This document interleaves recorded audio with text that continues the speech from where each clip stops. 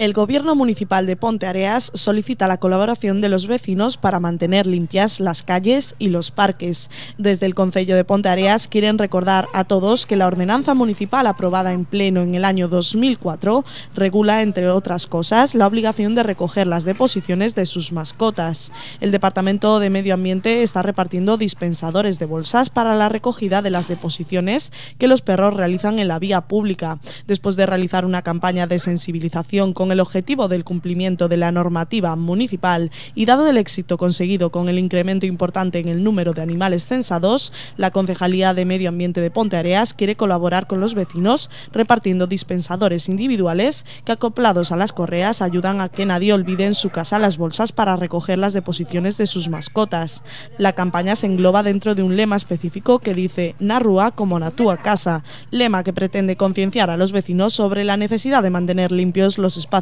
comunes como los espacios propios.